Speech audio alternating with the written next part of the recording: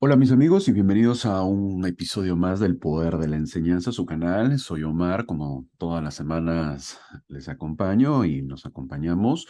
Muchas gracias por acompañarme el día de hoy. Es un placer estar con ustedes a través de las escrituras, como siempre lo menciono, así que no olvidemos siempre el objetivo.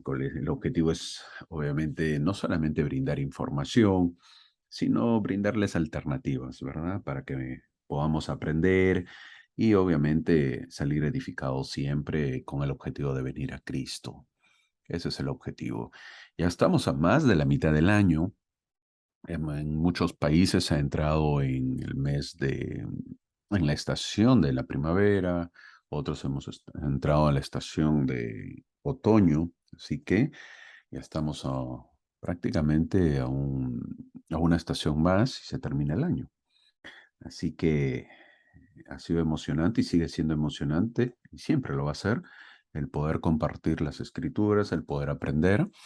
Estamos al penúltimo capítulo, o la penúltima lección sería, no capítulo, sino la lección de lo que es el libro de Isaías. El día de hoy veremos lo que es la semana del 26 de octubre, de septiembre, perdón, al 2 de octubre. Obviamente que abarca lo que es también ya se llega la próxima semana, la conferencia general. Así que, pero para las clases pues no hay pare, así que seguiremos. Obviamente que la conferencia se dará y lo podemos escuchar de repente en otro momento. La clase para no perder la secuencia. El día de hoy veremos lo que es Isaías del capítulo 50 al 57. 50 al 57, hay que recordar que Isaías trae 66 capítulos y ya estamos en la penúltima lección. Y yo creo que si terminamos todo el libro de Isaías, podemos estar contentos y felices de que hemos hecho un gran trabajo en poder conocer. Quizás nunca hemos leído el libro de Isaías y esto ha sido una buena oportunidad de leerlo, escucharlo y conocerlo un poco más del profeta. Conocer un poco más al gran Isaías que siempre se habla y obviamente quizás ya lo entendemos más porque muchos le temen a sus escritos, a su libro y porque a muchos no les agrada quizás. Así que para nosotros ha sido interesante. ¿Por qué? Porque nos ayuda a recordar, hemos visto el presente, pasado y futuro con Isaías y vamos a verlo eso en la clase como siempre.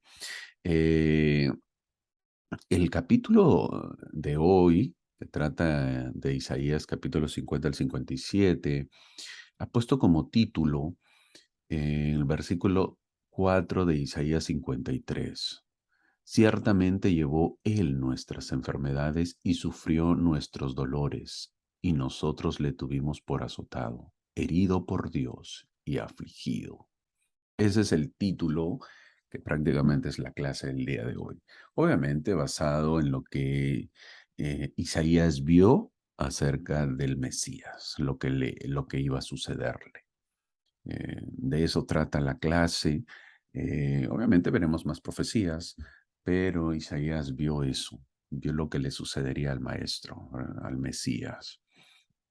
Y en base al versículo 4 se basa el capítulo 53, la clase, el título, que ciertamente, lo repito, ciertamente llevó él nuestras enfermedades y sufrió nuestros dolores. Qué gran título.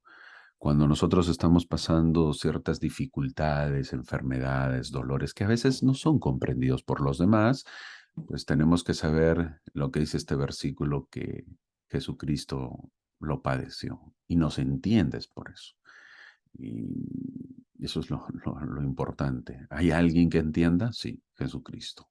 Jesucristo entiende nuestras enfermedades, esas enfermedades que a veces congénitas, esas enfermedades que también a veces uno los adquiere, esas enfermedades que duran años, o esas enfermedades dolorosas, esas terapias que uno tiene que llevar a veces, sí, Él las entiende.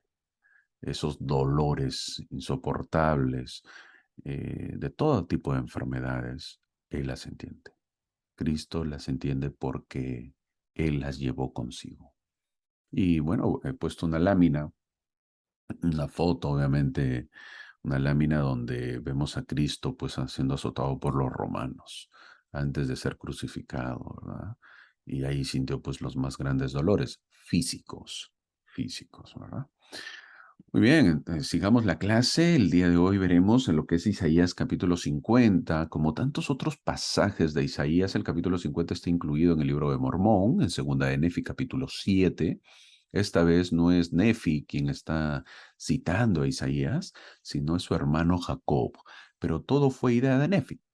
Os leeré las palabras de Isaías, dice, y son las palabras, eso está en segunda de Nefi capítulo 6, ¿no? Y son las palabras que mi hermano ha querido que os hable, y os hablo por vosotros para que aprendáis y glorifiquéis el nombre de vuestro Dios. Y ahora las palabras que voy a leer son las que habló Isaías acerca de toda la casa de Israel. Por tanto, pueden ser semejantes a vosotros, porque sois de la casa de Israel. Al interrogar a sus hijos acerca de por qué se han separado de Él, de Cristo, el Señor les pide que presenten evidencia de su elección, de su elección. Hay que recordar que siempre los israelitas se habían, ellos se quejaban de que Dios se había apartado de ellos. Entonces, cuando les hacen la pregunta a los hijos de Israel, es a qué se debe esa separación. No es porque Dios o Jehová en ese tiempo se ha separado, sino porque ellos se han separado. Eso es lo que dice Isaías capítulo 50, versículo 1, que está en la diapositiva. Dice, así ha dicho Jehová, ¿dónde está la carta de divorcio de vuestra madre, con la cual yo la he repudiado? Está haciendo una comparación a un divorcio de esa época. Se entregan unas cartas de divorcio. ¿O quiénes son mis acreedores a quienes yo os he vendido? He aquí que por vuestras iniquidades habéis sido vendidos, y por vuestras transgresiones ha sido repudiada vuestra madre. Clarito, clarito lo menciona este versículo, que no es Jehová el que se ha retirado. El razonamiento nos recuerda el profundo consejo. Si os halláis más lejos de Dios, hoy de lo que fuiste ayer, pregúntale, ¿quién se movió entonces? ¿Se movió Dios o se movió el hombre? Podemos estar seguros de que la respuesta sincera a tal pregunta siempre será la misma. Dios está siempre presente y dispuesto a guiar, bendecir e incluso perdonar a quienes se esfuerzan por vivir y seguir. Él es constante, no se aleja de nosotros, sino que espera con los brazos abiertos y ansiosos para abrazar a aquellos que han usado su albedrío para alejarse de Él, en caso de que elijan regresar y arrepentirse. En Isaías versículo 2 del capítulo 50 dice, ¿acaso se ha cortado mi mano para no redimir? En los últimos días se anulará aquella carta de divorcio contra su madre y también las demandas de cualesquiera acreedores. El Señor no está en deuda con nadie, y eso lo tenemos que tener presente. Tampoco lo estarán sus hijos. Solo Él puede pagar el precio de la salvación de Israel y el establecimiento de Sión. Su ira se ha disipado y no desechará a su esposa ni permitirá que sus hijos sean vendidos como esclavos. En el versículo 4 del capítulo 50 dice, el Señor Dios me ha dado lengua de sabios. Desde el versículo 4 hasta el final del capítulo 50, la escritura habla de uno a quien se le dio la lengua de los sabios. Como muchas profecías de Isaías, esta tiene un doble cumplimiento. En este caso se refiere tanto a Isaías como a Jesucristo. En el caso de este último, de Jesucristo, el cumplimiento de esta profecía se encuentra en Juan, en el libro de Juan, en el Nuevo Testamento. Pues los judíos, en Juan capítulo 7 lo encontramos eso en el versículo 15, que dice, los judíos se maravillaban diciendo, ¿cómo sabe este letras sin haber aprendido? Sin embargo, Jesús e Isaías fueron a una escuela privada, una que superaba con creces la tradición rabínica de los fariseos. ¿No sabías que fue a una escuela Jesucristo y a Isaías? Por supuesto que fueron a una escuela. Su maestro, ¿quién fue? Dios. Su tema era la verdad. Su lengua aprendida era literalmente un don de Dios por el espíritu de profecía y revelación. En el versículo 5 de Isaías capítulo 50, vemos que dice, el Señor Dios me abrió el oído y no fui rebelde. Las imágenes de Isaías también son apropiadas para nosotros. Todos nacemos en un mundo carnal, esencialmente espiritualmente sordos, muy sordos. Pero a veces somos muy sordos para oír o nos hacemos los sordos. Para escuchar las cosas del Espíritu debemos ser humildes y obedientes. Cuando lo somos, el Señor literalmente abre nuestros oídos a la verdad. Por lo tanto, Jesús exhortó repetidamente a sus oyentes diciendo, el que tiene oídos para oír, oiga. Mateo capítulo 11, versículo 15 dice. Cuando este proceso esté completo, podemos declarar como lo hizo Isaías. ¿Qué dijo Isaías? Jehová Dios me abrió el oído. A las cosas del Espíritu se refiere, y no fui rebelde. Qué bonito. Sí, ojalá que esa sea nuestra meta y ojalá que nosotros también digamos lo mismo. En el versículo 6 dice, di mi espalda a los heridores, no escondí mi rostro de la vergüenza y la saliva. Un versículo muy duro. Esto obviamente tiene referencia al ministerio terrenal de Jesucristo. Jesús de Nazaret fue azotado según la práctica romana de la flagelación. ¿No? A veces escuchamos esa palabra, flagelar. El verbo es flagelar. La palabra flagelación, a veces dice un padre a su hijo en momentos de enojo, te voy a flagelar. ¿Qué es la flagelación que tuvo Jesucristo? La flagelación era un preliminar, algo antes que tenía que ocurrir, algo legal, para cada ejecución romana. Y solo las mujeres y los senadores o soldados romanos estaban exentos pues de eso. No había mujeres en los tiempos de los romanos que se les flagele. Eh, el instrumento habitual era un látigo corto con varias tiras de cuero simples o trenzadas de longitud variable, en la cual pues pequeñas bolas de hierro o trozos afilados de huesos de ovejas fueron atados a pequeños intervalos que tenían estas tiras. Para azotar despojaban al hombre de su ropa. ¿Por qué? Porque en esa época a veces llevaban pues 3, 4 prendas. Entonces lo despojaban total y sus manos eran atadas a un poste vertical para que no se muevan. Y dos soldados que alternaban posiciones empezaban pues con la flagelación porque se cansaban de tanto flagelar uno, entonces seguía el otro. Por un tiempo, luego se cansaba, empezaba el otro. Y no es que se cansase físicamente, sino que obviamente conforme iba pasando, pues uno se enternece como ser humano, entonces entraba el otro. Y así sucesivamente, Para que la fuerza del látigo siga penetrando más y el dolor sea más duro. La severidad de la flagelación dependía de la disposición de los verdugos, a estos que flagelan se les llama verdugos, y obviamente tenían pues la intención de debilitar a la víctima hasta un estado cercano al colapso o a la muerte, ¿verdad? Muchos morían, muchos colapsaban. Colapsar pues se desmayaba, ¿no? O sea, pierdes la conciencia. Después de la flagelación, los soldados a menudo se burlaban de su víctima. Algo que interesante que en las escrituras menciona que Cristo al tener la flagelación, el escarnio que iba a tener todo el maltrato físico, tenía que soportarlo conscientemente. Es decir, no podía llegar al colapso, no se podía desmayar. Eso es todo lo curioso, ¿verdad? Él tenía que soportar ese dolor. ¿Por qué? Porque pues uno cuando ya está inerte, o sea, desmayado, ya no hay dolor, ya no sientes. Estás desmayado, estás en coma, en shock. Jesucristo no, lo soportó, en ningún momento colapsó. Muchos colapsaban, muchos morían y Jesucristo obviamente tuvo que pasar todo ese dolor.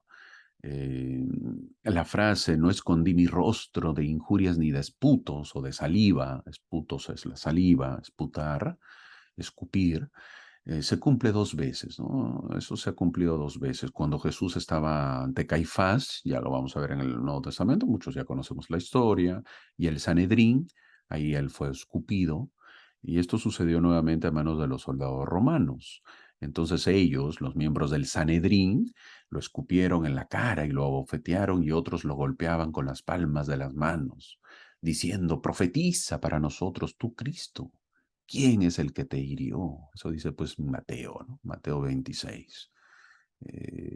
Fueron tantos los golpes que le decían, a ver, ¿quién fue? ¿Quién fue? Entonces, forma burlónica, ¿verdad? Ahora, cuando los soldados romanos, en el Mateo 27, dice, y cuando ellos, los soldados romanos se refiere, hubieron trenzado una corona de espinas, se la pusieron sobre su cabeza y una caña en su mano derecha, y doblaron la rodilla delante de él y se burlaban de él, diciendo, salve, rey de los judíos, y le escupieron y tomando la caña, le golpearon en la cabeza. Es increíble todo bueno, eso lo vamos a ver el próximo año, pero es increíble todo lo que pasó. Y obviamente todo eso lo vio Isaías y trata de plasmarlo en sus profecías. Lucas habla como si los soldados romanos, los hombres que sujetaban a Jesús, fueran los que se burlaban de él y lo golpeaban.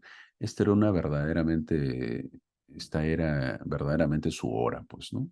Y estaban envueltos en la oscuridad, en donde podemos ver a Satanás hacer su voluntad a través de esos pobres mortales que sometieron, pues, su voluntad a la de Satanás.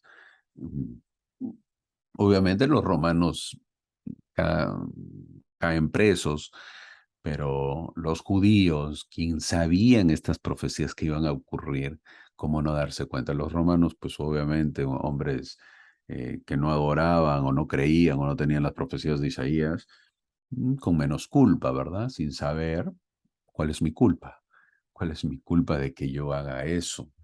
Eh, es diferente. Entonces, es algo terrible y triste lo que ocurrió. Ahora en Isaías capítulo 51, la segunda venida de Cristo, Isaías cambia la segunda venida de Cristo, obviamente marcará el comienzo del gran milenio. Durante este bendito periodo, la autoridad divina será administrada desde dos grandes ciudades. Y eso lo menciona Isaías y eso tenemos que saberlo. La segunda venida va a ser la autoridad divina pues va a ser administrada desde dos grandes ciudades como son la Nueva Jerusalén y la Antigua Jerusalén. La Antigua Jerusalén ya sabemos dónde queda, en Jerusalén, y la Nueva Jerusalén que viene a ser Sión, pues ¿no? La Nueva Sión. Este capítulo cuenta la historia de la redención de estas dos grandes ciudades, ¿no? Los versículos del 1 al 16 del capítulo 51 hablan en general de Sión, la Nueva Jerusalén, esa gran ciudad que aún está por construirse en el continente americano, aunque muchos creen que será en Utah. Los versículos ya lo hemos visto, que según el profeta José Smith no es en Utah, es en Missouri. Los versículos del 17 al 23 hablan de la redención de la antigua Jerusalén. Vamos a leer lo que dijo Joseph Fielding Smith. Ya lo hemos visto, pero otra vez lo estamos recordando. Lo vamos a recordar.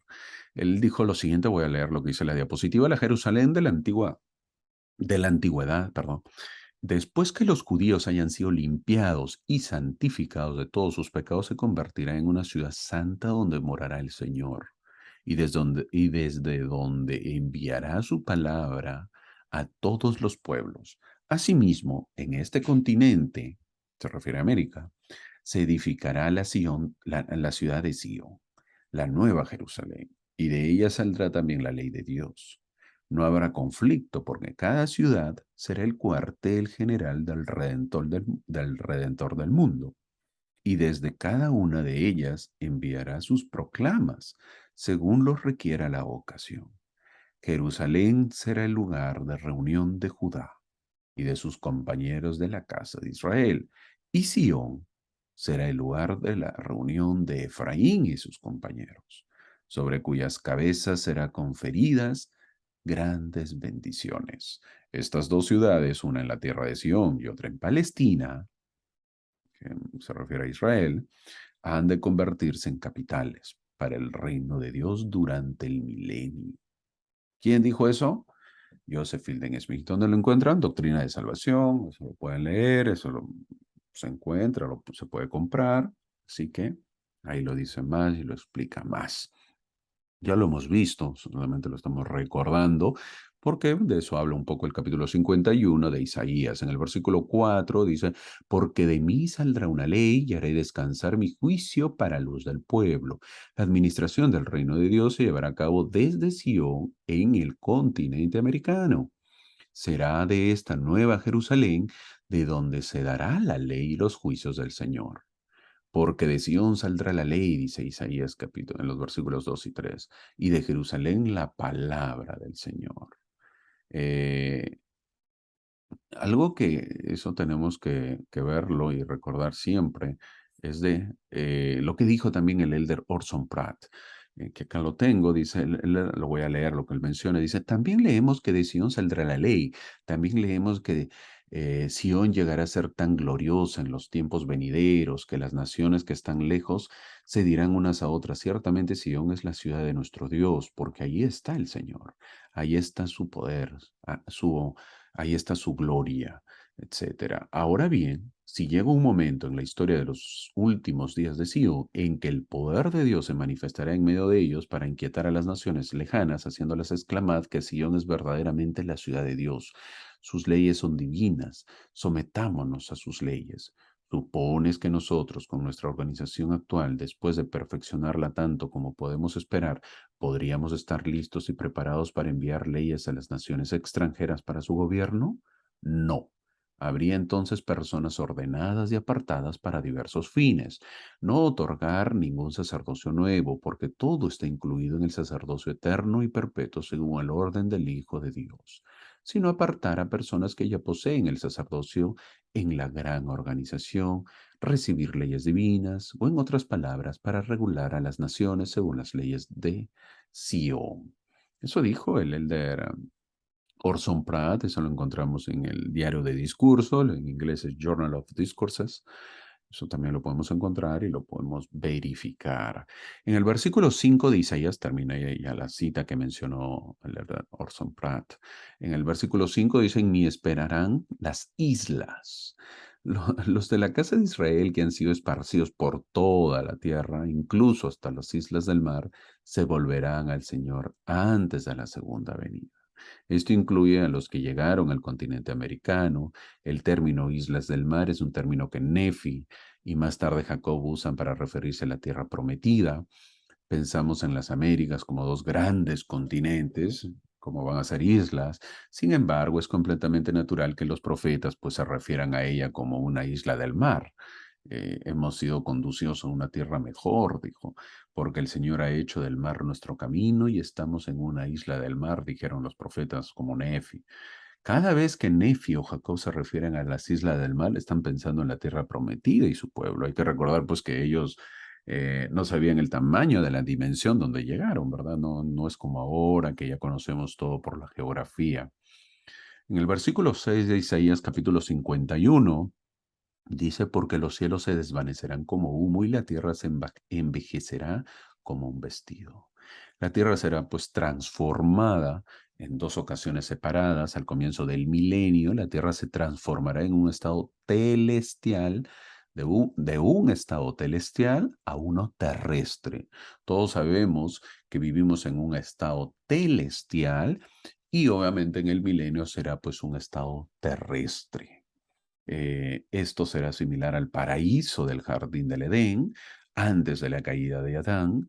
La segunda transformación de la tierra ocurrirá al final del milenio, después de una temporada, obviamente termina el milenio, después ocurre una pequeña temporada de tiempo y obviamente ocurrirá otra vez el cambio de la tierra, cuando la tierra ya será transformada de una esfera celestial en una esfera celestial, ¿verdad?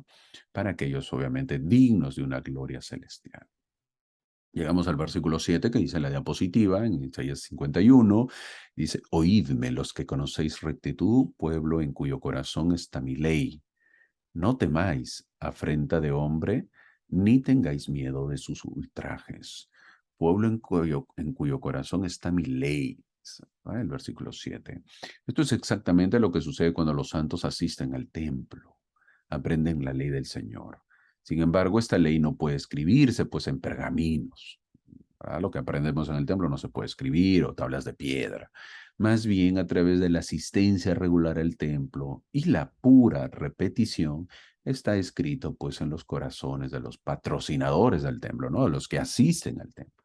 La asistencia continua es lo que hace que se escriban en nuestros corazones y que permanezcan y den testimonio. Ese es el objetivo.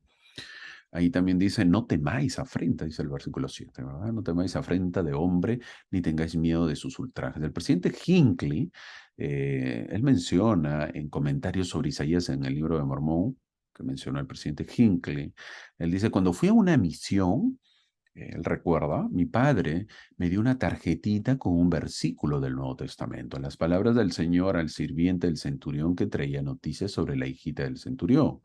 Esas palabras decían, no temas, cree solamente. Recomiendo esas palabras, dice el presidente Hinckley, a cada uno de nosotros, mis hermanos y hermanas. No tienes que temer si estás del lado correcto.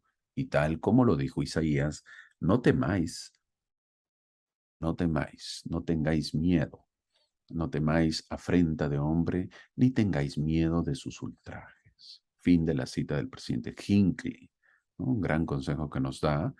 No tengamos miedo, no temamos, sino creer solamente como lo recibió cuando fue a la misión. Unas palabras sencillas que le dio su papá. ¿No? No temas, cree solamente.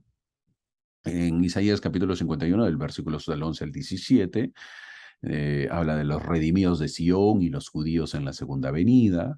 Aquí Isaías habla mesiánicamente a dos grupos diferentes de personas. El versículo 11 relata el gozo de los santos en la Nueva Jerusalén de América. Ellos cantarán un cántico nuevo, pues, ¿no? Se regocijarán de estar en la presencia de Jehová y darán la bienvenida a la ciudad de No, que regresa, y caeremos sobre sus cuellos y ellos caerán sobre ellos. Nuestros cuellos y nos besaremos, dice. Eso lo dice Moisés capítulo 7. Tal será el gozo de los justos. El versículo 12 enfatiza la identidad del Redentor en ese día. Israel será salvado de manera dramática en la segunda venida. El Señor dice, yo soy, recordándonos otra ominosa declaración, yo soy el que fue levantado, yo soy Jesús el que fue crucificado, yo soy el Hijo de Dios. En este punto el Señor razona con los judíos acerca de su relación con Él. Temían al hombre más que a Dios, según los versículos 12 y 13. Eh, Al final de esta dramática conversación, pues los judíos finalmente se darán cuenta de que han negado a Cristo durante 2 milenios. Si bien habían sufrido persecución tras persecución de un opresor y otro, todo podría haberse evitado si hubieran confiado en el brazo del Señor. Esta triste verdad pues les hará llorar, como dice en Doctrina y Convenios 45, llorar a causa de sus iniquidades. Eh, Algo triste, ¿verdad? En el versículo 17 del capítulo 51 dice, Jerusalén, que has bebido las heces de la mano de Jehová, el cáliz de su furor.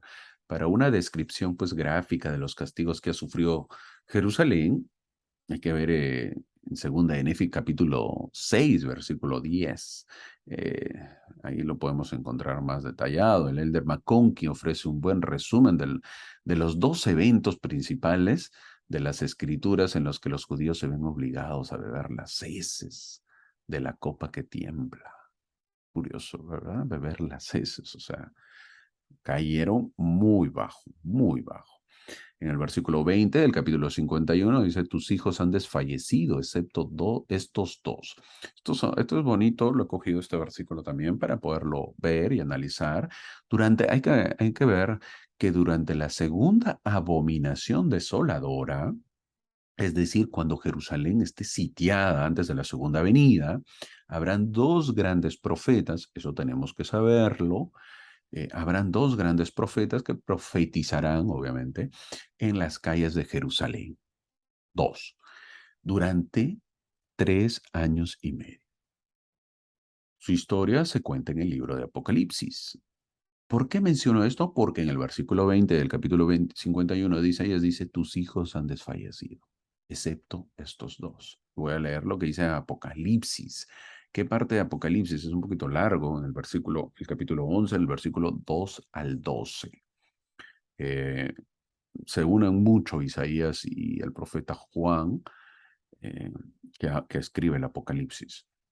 Entonces, en Apocalipsis dice acerca de estos profetas, dice, es dada a los gentiles y ellos hollarán la ciudad santa 42 meses, 3 años y medio. Y daré poder a mis dos testigos y profetizarán por 1260 días vestidos de silicio. Le da el tiempo en años, perdón, en meses y lo da en días. ¿Sin qué? Clarito. Y si alguno quiere hacerles daño, de su boca sale fuego y devora a sus enemigos, y si alguno quiere hacerles daño, debe ser muerto de esta manera.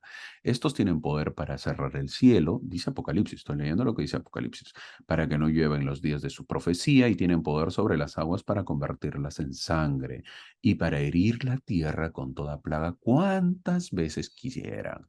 Y cuando hubieren terminado su testimonio, estos dos profetas, la bestia que sube del abismo les hará guerra y los vencerá y los matará. Y sus cadáveres, miren, esto ocurrirá. Esto tenemos que saberlo porque quizás estemos presentes. Y si ya no estamos presentes, bueno, pues enseñemos a nuestros hijos, nietos y bisnietos. Esto ocurrirá. Sus cadáveres, dice, yacerán en la plaza de la gran ciudad, que en sentido espiritual se llama Sodoma y Egipto, donde también nuestro Señor fue crucificado. Y los de los pueblos, tribus, lenguas y naciones verán sus cadáveres 3 días y medio, y no permitirán que sus cadáveres sean sepultados. Y los moradores de la tierra se regocijarán sobre ellos, y se alegrarán y se enviarán regalos unos a otros, porque estos dos profetas atormentaron a los que moraban en la tierra. Y después de 3 días y medio entró en ellos el espíritu de vida, enviado por Dios, y se levantaron sobre sus pies, y cayó gran temor sobre los que los vieron, y oyeron una gran voz del cielo que les decía, subid acá. Y subieron al cielo en una nube, y sus enemigos los vieron. ¿Dónde dice eso? Apocalipsis capítulo 11 del versículo 2 al 12. Eso he leído. Isaías en el versículo 10, perdón, el versículo 20 habla, tus hijos han desfallecido, excepto estos dos. A esos dos profetas se refiere, lo que Apocalipsis lo menciona más detallado. Los versículos 22 y 23 de Isaías capítulo 51 dice, he quitado de tu mano el cáliz que hace temblar, los pondré en la mano de los que te afligen. Después del ministerio de estos dos grandes profetas, el Señor vendrá a pelear las batallas por los judíos. Así que si una vez más estás en contra del pueblo de Israel, ya sabes con quién vas a pelear. Les quitará la copa de las manos y hará que la beban sus enemigos. Como explica el libro de Apocalipsis. Tan pronto como los profetas son devueltos a la vida, las destrucciones comienzan a destruir a los impíos. Y en la misma hora se produjo un gran terremoto y cayó la 10ª parte de la ciudad, dice Apocalipsis capítulo 11 mismo, el versículo 13. Y en el terremoto quedaron 7000 muertos de entre los hombres, y los restantes se espantaron y dieron gloria al Dios del cielo. Todo esto ocurrirá y todo eso lo vio Isaías. Fin del versículo. Bonito capítulo, el capítulo 51, ¿verdad? Donde nos habla acerca de lo que ocurrirá. En el capítulo 52 de Isaías, el versículo 1 dice, despierta, despierta, vístete de fuerza, oh Sión, ponte tus hermosas vestiduras. Él se refirió a aquellos a quienes Dios llamaría en los últimos días, quienes deberían poseer el poder del sacerdocio, para traer de nuevo a Sión y la redención de Israel, y revestirse de su fuerza es revestirse de la autoridad del sacerdocio, al cual ella, Sión, pues tiene derecho por linaje, también para volver a ese poder que había perdido. Tal como menciona el versículo 1, que lo vamos a leer, el versículo 1 menciona y dice, despierta, despierta, vístete de tu poder, oh Sión. Vístete de tus ropas hermosas, oh Jerusalén, ciudad santa, porque nunca más vendrá a ti el incircunciso ni el impuro. Ahora, ¿a qué se refiere cuando dice no volverá más a ti el incircunciso ni el impuro, pues el día del milenio traerá un cambio de paradigma mundial. Sión gobernará, Jerusalén reinará, la democracia dará paso a la teocracia, hay que recordar eso. Nosotros, bueno, en muchos países se vive lo que es la democracia, donde el pueblo elige al gobernante. Algunos viven una monarquía, obviamente hemos visto, pues, eh, como es Inglaterra, donde ha fallecido recientemente la monarca, que era la reina Isabel. Obviamente que Inglaterra no es una monarquía absoluta, sino es una monarquía presidencialista, donde se elige también, ¿verdad? La monarquía está un poquito de lado y obviamente ellos tienen pues su primer ministro, lo que le llaman. Pero, obviamente, con la segunda venida, todos esos reinados quedarán de lado la democracia para dar paso a lo que es la teocracia. Teo que viene de Dios y cracia que significa pues el gobernar, ¿no? El gobernar a través de Dios. Dios es el que gobernará. Y los VIP o los VIP finalmente pues serán los puros y humildes en lugar de los altivos y orgullosos, ¿no? Ustedes saben que algunos lugares hay zona VIP o zona VIP en español y VIP en inglés, ¿verdad? ¿Y quiénes se van ahí? Pues los que tienen más dinero, los altivos, los orgullosos. Pero en el tiempo de Cristo, esa zona VIP, ¿quiénes serán? Serán pues de los puros y de los humildes. Los malvados no podrán ir a donde quieran, sus pases de preferencia serán revocados permanentemente para dar pase, pues los que se pasearán por todo lugar serán los pobres de espíritu, no pobres económicamente, sino pobres de espíritu, los humildes, me refiero, y los puros de corazón. En el versículo 2 de Isaías 52 dice, oh Jerusalén, suelta las ataduras de tu cuello. Dado que las cosas se cuelgan del cuello, a menudo se asocia con la esclavitud o la servidumbre. El yugo sobre el cuello y las ligaduras de tu cuello proporcionan pues imágenes claras y poderosas de esclavitud espiritual. Y a veces literal, ¿verdad? Eran esclavos. También se asocia a un orgullo obstinado. La razón de esto está ligada a otra función del cuello que sostiene la cabeza y la gira, dado que la inclinación de la cabeza es un signo de humildad, ser obstinado pues es el símbolo del orgullo, ¿verdad? Tener el cuello erguido, símbolo de orgullo. Eh, Llegamos al versículo 7, un versículo muy conocido y muchas veces dado en nuestras reuniones, en mensajes, a los misioneros también. Dice, cuán hermosos son sobre los montes los pies del que trae buenas nuevas, del que publica la paz, del que trae nuevas del bien, del que publica salvación, del que dice a Sión, tu Dios reina. Este versículo aplica obviamente a Jesucristo, ya que ya que él publicó la paz a las naciones y siempre trajo buenas nuevas, pero también podemos aplicar a los profetas y apóstoles de nuestros días. Qué hermosos son sobre las montañas rocosas, los pies de aquellos grandes hombres cuyas vidas pues se han dedicado a traer buenas nuevas y publicar la paz. Lo que hacen esta semana que viene en la conferencia general. Continúan proclamando el mismo mensaje que la salvación pasa por el sacrificio del unigénito. ¿Para qué? Para romper pues las ligaduras de la muerte y satisfacer las exigencias de la justicia. Cuando levantamos el brazo en señal de sostenimiento en escuadra para sostener a los líderes de la iglesia, deben venir a la mente las palabras de Isaías. Cuán hermosos sobre los montes son los pies de los que en adelante publicarán la paz. Los que publican la paz. Eso significa pues que estamos apoyando a nuestros líderes cuando son sostenidos. En el versículo 11 del capítulo 52 de Isaías dice, apartaos, apartaos, salid de ahí. No toquéis cosa inmunda, salid en medio de ello. Sed limpios los que lleváis los pasos de Jehová. Carlos Penrose es una autoridad de la iglesia, era la autoridad de la iglesia hace añísimo, ¿verdad? Voy a narrar lo que él dijo con respecto a eso.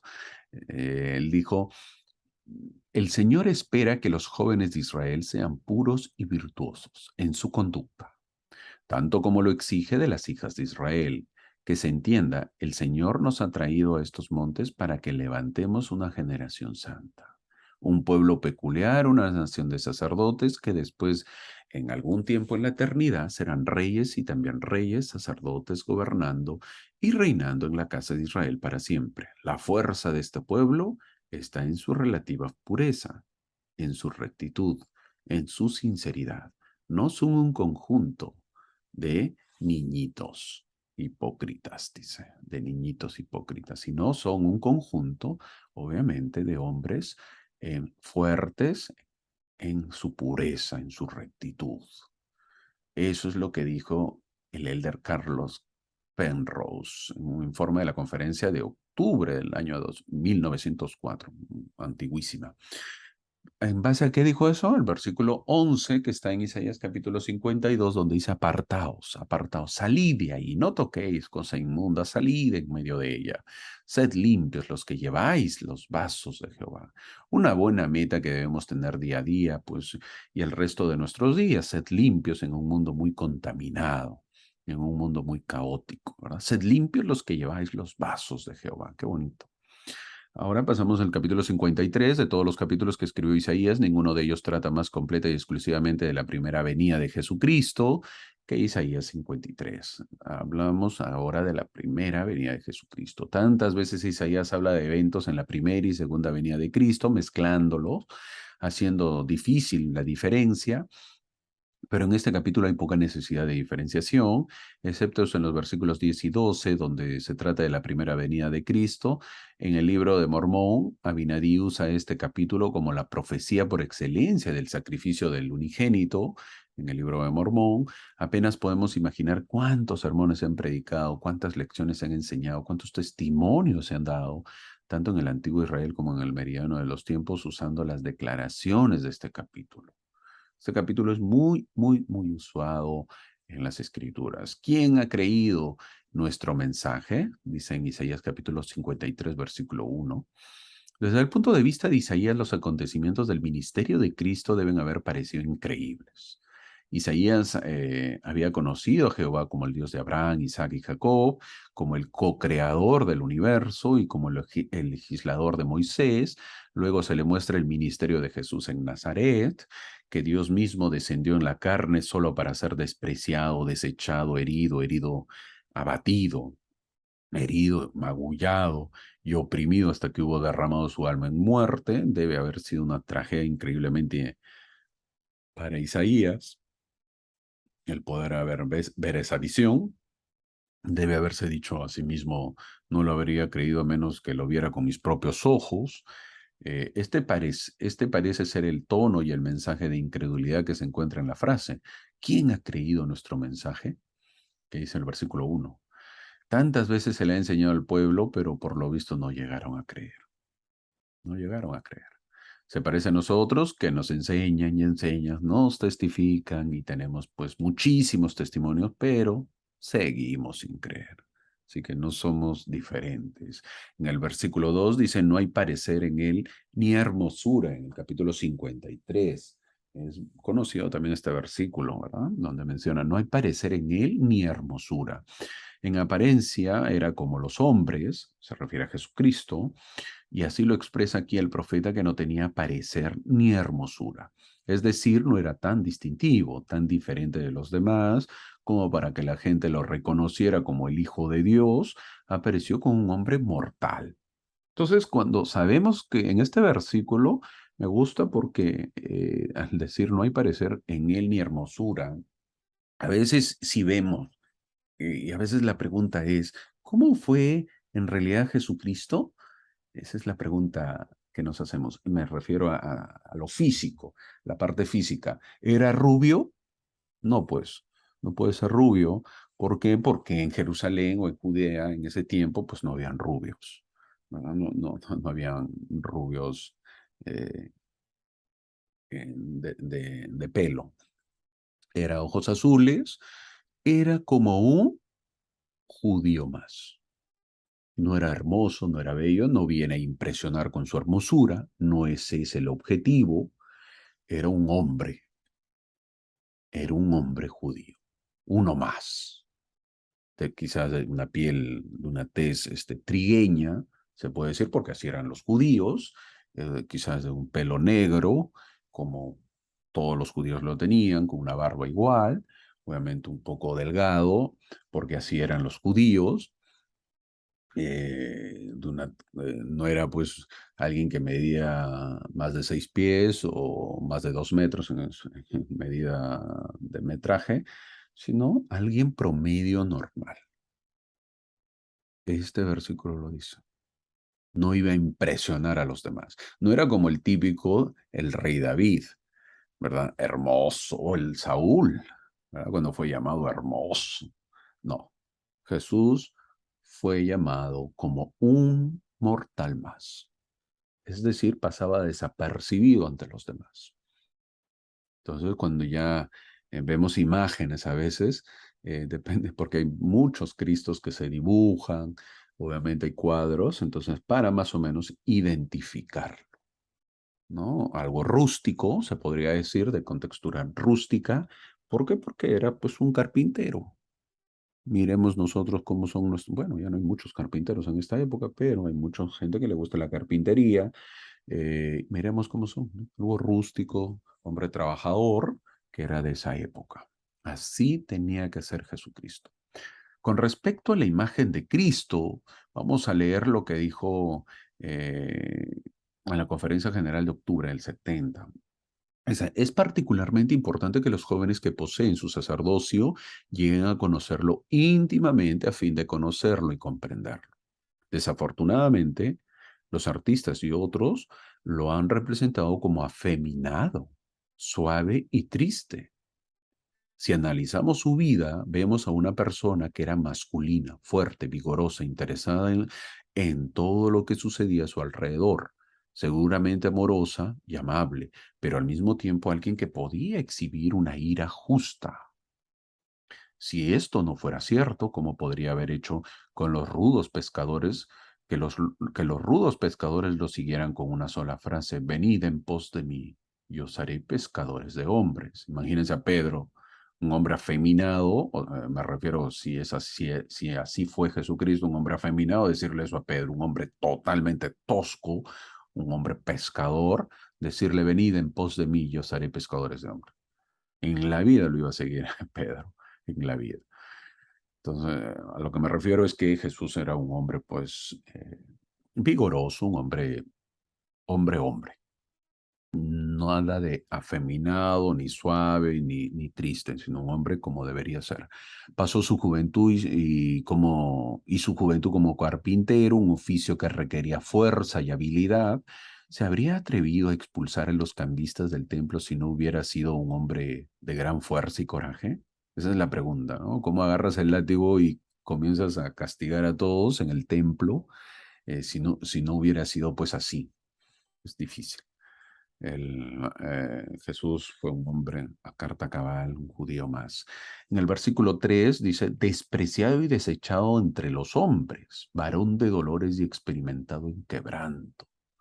Esperamos que Él venga otra vez, no la próxima vez como el niño de Belén, ya no va a venir así, no la próxima vez para ser despreciado y desechado entre los hombres, varón de dolores y experimentado en quebranto, sino como el Señor de la vida y de la gloria, como el Rey de Israel, para sentarse en el trono eh, de su padre David, pues, ¿no? De su descendiente David. Para gobernar desde los ríos hasta los confines de la tierra, no para ser llevado a la sujeción de los hombres, sino para tener todas las cosas sujetas a él. No llevar su cruz por el Calvario, sino venir como monarca, como un rey, pues, ¿no? Como gobernante de los hombres, como legítimo señor y rey de esta tierra en la que vivimos. A la muerte, paréntesis, a la muerte de lo que ha acontecido ahora con respecto a la reina Isabel que ha fallecido en Inglaterra.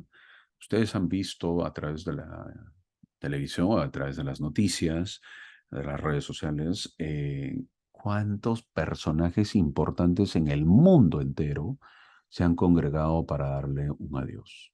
Y todos con sus mejores trajes, gobernantes, reyes, monarcas de otros países, presidentes, etcétera, para darle el último adiós Ahora, imaginémonos a la segunda venida de Cristo. Igualito. ¿Verdad? ¿Cuántos ahí formaditos? Obviamente el más grande Dios. La diferencia es que estos gobernantes pues no van a estar en primera fila, sino nada más y nada menos que estarán en primera fila los obedientes, los humildes y nada más y nada menos los que siempre han escuchado y los puros de corazón. Si habrá algún gobernante que es así, pues estará en primera fila también, seguirá en primera fila. Y si no, serán mandados atrás. Y en primera fila, en zona VIP o zona VIP, estarán obviamente los que he mencionado. Con respecto al varón de dolores y experimentado en quebranto, el elder Jeffrey Holland, apóstol de la iglesia en la actualidad, dijo lo siguiente en la Leona de noviembre del año 99, lo voy a leer. Él dijo, los ojos de nadie fueron más penetrantes que los suyos, y mucho de lo que vio atravesó su corazón.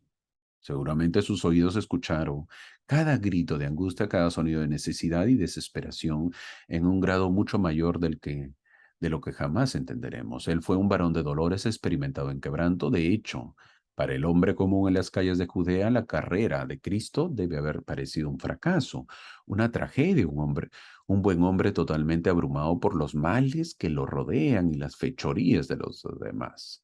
Fue incomprendido, tergiversado, incluso odiado desde el principio. No importa lo que él hizo, él dijo o hizo. Sus declaraciones fueron tergiversadas, sus acciones sospechosas, sus motivos impugnados. En toda la historia del mundo, nadie ha amado tan puramente o servido tan desinteresadamente y ha sido tratado tan diabólicamente por su esfuerzo. Eso dijo el elder Jeffrey Holland, apóstol en la actualidad o elder de la iglesia. Eso lo encontramos en la Leona de noviembre del año 99, si querían leerlo un poquito más. Ahora en el versículo 11 de Isaías 53, dice, por la aflicción de su alma verá y quedará satisfecho. Así quedó satisfecho el padre con el sacrificio hecho por su hijo, se había ganado el derecho de ser nuestro abogado, había probado su valor como mediador, su ofrenda infinita hizo que la misericordia y la justicia fueran pues amigas en lugar de enemigas, y obviamente pues se ganó el título de nuestro abogado. Y obviamente pues se ganó toda la corona también, el padre se quedó satisfecho con lo hecho por su hijo amado en capítulo 54 de Isaías, mientras que Isaías 53 trata casi exclusivamente del ministerio terrenal del Mesías, el capítulo 54 mira hacia el milenio. Isaías es un milenarista, es decir, pues le encanta hablar del milenio. Esto ya lo hemos dicho, ¿no? Eso significa milenarista. Si no está hablando de la segunda venida o de la destrucción de los malvados, la gloria del milenio es su siguiente tema muy probable de Isaías, ¿no? En consecuencia, el tema de Isaías 54 es que la casa de Israel o el pueblo del Señor será redimido, es decir, rescatado, perdonado de todo dolor, problema, miedo, terror, desgracia, opresión, dificultad, reproche. En el milenio el Señor compensará con creces, pues cualquier sufrimiento anterior, ¿verdad? En el versículo 2 que menciona, empezando el capítulo 54, el versículo 2 dice, ensancha el lugar de tu tienda, fortalece tus estacas. Un versículo muy conocido que se usa en la iglesia, el presidente Benzo, presidente de la iglesia, él dijo lo siguiente, imagina en su mente una gran tienda sostenida por cuerdas extendidas a muchas estacas que están firmemente aseguradas en el suelo. El profeta Isaías comparó la Sión de los últimos días con una gran tienda que abarca la tierra. Esa tienda estaba sostenida por cuerdas sujetas a estacas. Esas estacas, por supuesto, son varias organizaciones geográficas esparcidas por la tierra. Actualmente, Israel está siendo congregado en las diversas estacas de Sion. ¿Dónde dijo eso? Enseñanzas de presidente Benzo. Hay un libro, Enseñanzas del presidente Benzo. Ahí está escrito. El versículo 4 de Isaías capítulo 54 dice, olvidarás la vergüenza de tu juventud. Al principio de su historia, Israel se había prostituido ¿Con quién? Con los dioses idólatras de los paganos. Ciertamente esto es parte de la vergüenza de su juventud. A pesar de su marcada iniquidad, el Señor ha prometido tanto individualmente como cada nación que olvidará la vergüenza de su juventud. Aunque vuestros pecados sean como la grana, dice, como la nieve serán emblanquecidos. Aunque sean rojos como el carmesí, serán como la lana. Eso lo leímos en Isaías 1, versículo 18. Las escrituras se escriben en general para brindar orientación e información sobre nuestra relación con el Padre Celestial a través de Jesucristo y el Espíritu Santo. Vamos a ver lo que dice el versículo 4, el versículo 7 de Isaías 54, dice, por un breve momento te abandoné, pero te recogeré con grandes misericordias. Con grandes misericordias te recogeré. El Elder Holland, una vez más, él escribió un libro, el Elder Holland, apóstol de la iglesia, que se llama Cristo y el Nuevo Pacto. Eso lo encuentran ahí. Bueno, está en inglés, ¿verdad? Pero eso es en su libro. Él dijo lo siguiente con respecto a este versículo. Él dijo, la compasión y la misericordia siempre regresan y prevalecen de la manera más tranquilizadora. Las montañas y las colinas pueden desaparecer. El agua de los grandes mares puede secarse, las cosas menos probables del mundo pueden suceder, pero la bondad y la paz del Señor nunca serán quitadas de su pueblo del convenio. Ha jurado con un juramento celestial que no se enojará con ellos para siempre. Fin de la cita del Elder Holland. El versículo 13, un versículo para los padres, donde dice Isaías, todos tus hijos serán enseñados por Jehová. Bonito versículo, todos tus hijos serán enseñados por Jehová. Vamos a ver lo que dice el Elder Hinckley, el presidente Hinckley, en un mensaje que él habló acerca de la maternidad. Dijo, vosotras madres, leed a vuestros hijos, lea las escrituras a sus hijos. Usted puede pensar que no entiende, no entenderán todo lo que leas, pero desarrollarán dentro de sí mismos un sentimiento, una actitud, un espíritu que será maravilloso. Y no vacilo en prometerte que llegará el día en que, si crías a tus hijos, amas y enseñas con rectitud, te arrodillarás con lágrimas en los ojos y agradecerás al Señor por su bendición para ti. Gran consejo, gran consejo. ¿Quiénes enseñarán a los hijos? Las madres. ¿A través de qué? De las escrituras. Y cuando lo hagan será como si Jehová les enseñara. El mismo versículo 13 dice, grande será la paz de tus hijos. Y el presidente Hinckley volvió a decir lo siguiente en La Leona del 98. Él dice, este es el mandamiento que el Señor ha dado. Todos tus hijos serán enseñados por el Señor y grande será la paz de tus hijos. Ustedes son sus padres. Ustedes son sus padres y madres. Ustedes son sus entrenadores y maestros. Vuestra es la gran oportunidad y la gran responsabilidad de educar a vuestros hijos en la fe y la verdad. Te prometo que cuando se hayan ido y estén en camino, los hijos, te arrodillarás y agradecerás al Señor por su bondad hacia ti. No podría desear para ti una cosa mayor. No podrá mayor cosa para ustedes que mirar a sus hijos y ver la bondad, la paz, la virtud, la amabilidad y el amor, así como la realización. Cuanto más seguramente críes a tus hijos en los caminos del Evangelio de Jesucristo, con amor y altas expectativas, más probable es que haya paz en las vidas, tanto de los hijos como de los padres. Esa es la gran promesa del Evangelio. Tenemos que tener confianza en ello. En el versículo 17 de Isaías 54, ninguna arma forjada contra ti prosperará. El presidente Benson dijo con respecto a eso, vivimos en una época en que el diablo anda suelto y trabaja entre los santos para frustrar y derribar la obra de Dios, pero no lo logrará. Las personas pueden caer y puede haber quienes traicionan los convenios sagrados, pero el reino de Dios avanzará hasta que alcance su destino decretado de llenar toda la tierra. Siempre tenemos que recordar, ninguna arma forjada contra ti prosperará. En el versículo 1 del capítulo 55, avanzando, terminamos el capítulo 54, el versículo 55, el capítulo 55, versículo 1 dice, venid, comprad vino y leche sin dinero y sin precio, Y este versículo, el elder Bruce R. McConkie dijo, en la verdadera iglesia no predicamos por dinero, ni adivinamos por dinero. Seguimos el modelo de Pablo y proclamamos el Evangelio de Cristo sin cargo alguno, para no abusar del poder que el Señor nos ha dado. De gracia recibimos y de gracia damos, porque la salvación es gratuita. Todos los que tienen sed están invitados a venir y beber de las aguas de la vida para comprar maíz y vino sin dinero y sin precio. Todo nuestro servicio en el reino de Dios se basa en su ley eterna que dice, el trabajador en Sión trabajará para Sión, porque si trabaja por dinero, perecerá. Segunda de Nefi, capítulo 26, versículo 31. Eso dijo el elder Bruce R. McConkie. ¿Dónde lo encontramos eso? En la revista Leona de mayo del 75. Esto no significa, sin embargo, que debido a que no le puso precio, ¿verdad?, en dinero al evangelio, no haya ningún costo involucrado. Hay un costo que pagar para convertirse en un discípulo de Cristo. Un costo muy real. Pero el costo es un costo de desempeño, no un precio en dinero, sino servir. Ese es el costo que hay que pagar. Avanzamos al capítulo 56 de Isaías y llegamos al versículo 6. Dice, los hijos del extranjero que se unen al Señor. Veamos lo que dice en 2 de Nefi, capítulo 30, versículo 2.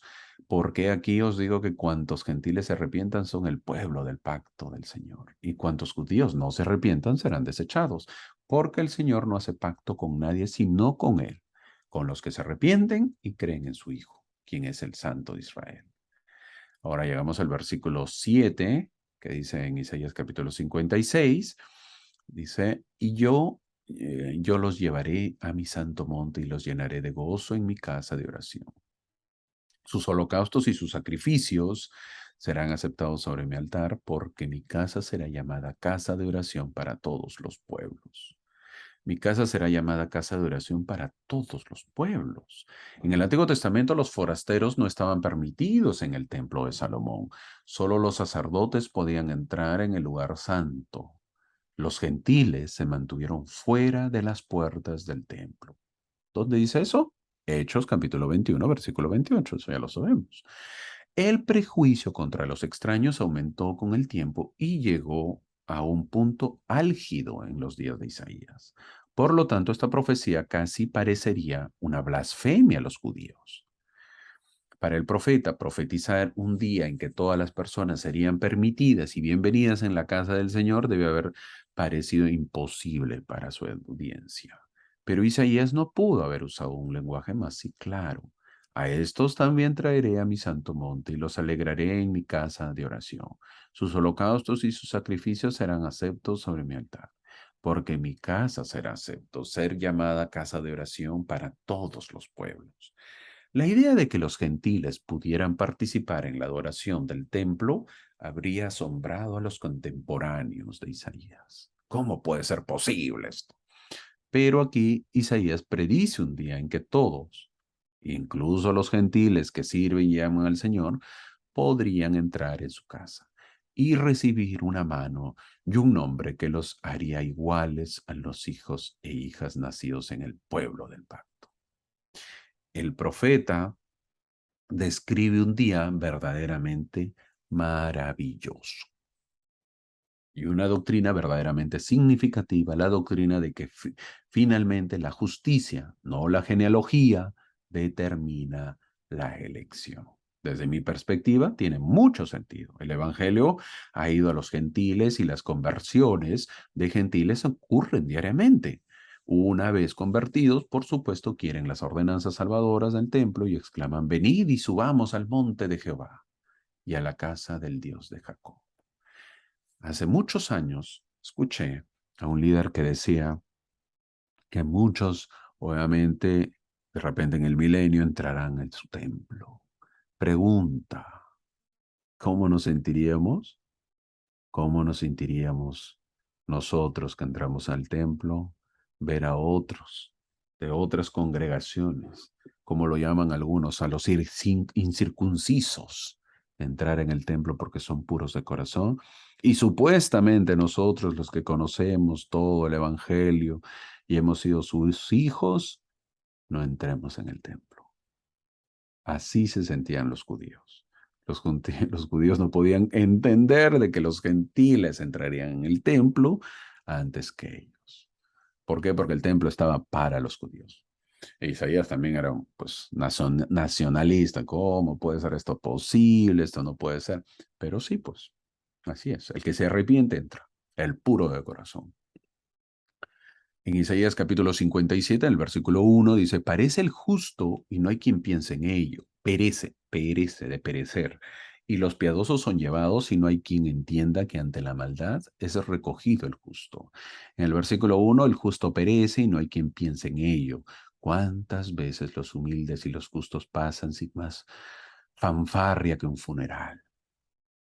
Los seres queridos los extrañan mucho, pero al hombre natural en realidad no le importa. El mundo no se detiene y toma nota.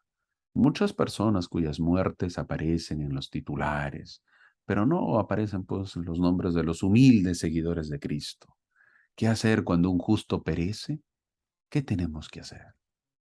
Así como dice Isaías capítulo 57, versículo 1, que está en la diapositiva. Perece el justo y no hay quien piense en ello.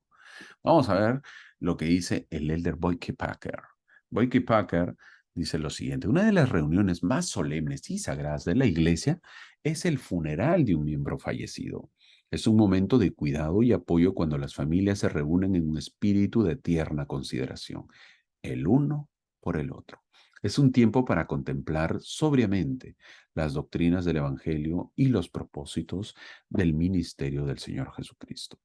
Un funeral reconfortante y espiritual es de gran importancia, ayuda a consolar a los afligidos y establece una transición del duelo a la realidad de que debemos seguir adelante, de que debemos seguir adelante con la vida. Ya sea que se espere la muerte o un golpe repentino, un funeral inspirador donde se enseñan las doctrinas de la resurrección, la meditación de Cristo y la certeza de la vida después de la muerte, fortalece a aquellos que ahora deben seguir adelante con la vida. Fin de lo que dijo el presidente o el elder Boyke Packer. No olvidemos, no olvidemos que para un hombre de fe, la muerte no existe, sino solo es un adiós temporal, una desdicha que nuestro Dios resarcirá con creces de acuerdo a nuestra fe. Eso es la muerte. En Isaías capítulo 57, en el versículo 2, dice, obtendrá la paz, cada uno andando en su rectitud. El capítulo 57 de Isaías es un capítulo de comparación y contraste, donde Isaías compara el destino de los justos con el destino de los malvados. El primero puede esperar paz y comodidad. Los impíos pueden esperar tribulación. No hay paz para los impíos. El presidente Harold B. Lee dijo, hermanos y hermanas, mi oración es por todos nosotros, para que podamos vivir de tal manera que cuando llegue nuestro momento no tengamos miedo de morir. Y cuando muramos, podamos esperar con confianza una vida eterna en la presencia del Señor Jesucristo. Eso dijo el presidente Harold B. Lee en una conferencia general en octubre del año 47.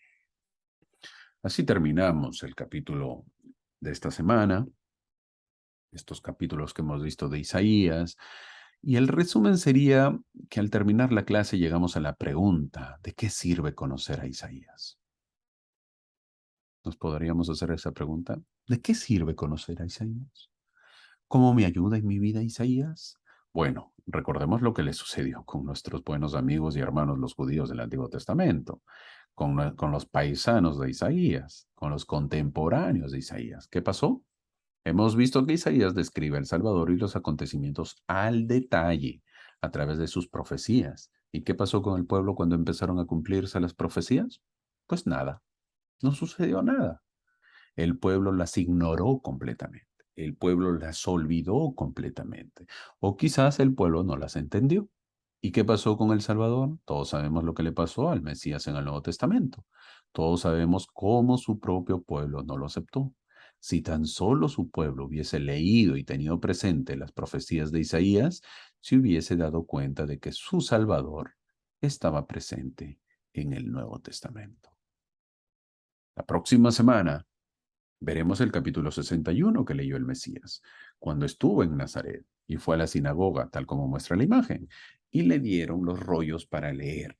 Así de importante es este libro de Isaías. El mismo Jesucristo leyó a Isaías. Eso lo encontramos por si acaso en Lucas capítulo 4.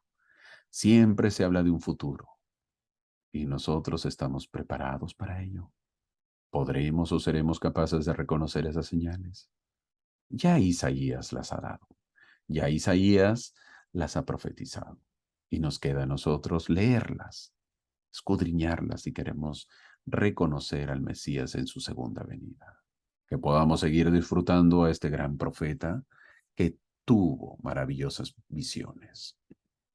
Quizás nosotros no tengamos esas visiones de Isaías, pero podemos tener el entendimiento y con ese entendimiento podamos estar preparados y nuestra fe pueda aumentar hacia el Salvador Jesucristo y estemos listos para su recibimiento. Que nosotros podamos ser conscientes de que Isaías es un profeta para ayudarnos, que nuestros profetas están para ayudarnos. Ese es el objetivo de esta iglesia, para poder venir a Cristo y que mejor a través de las Escrituras. Que tengamos una excelente semana a través de Isaías. Escuchemos de repente una vez más esta clase y preparémonos para la conferencia. Gracias, nos vemos la próxima semana.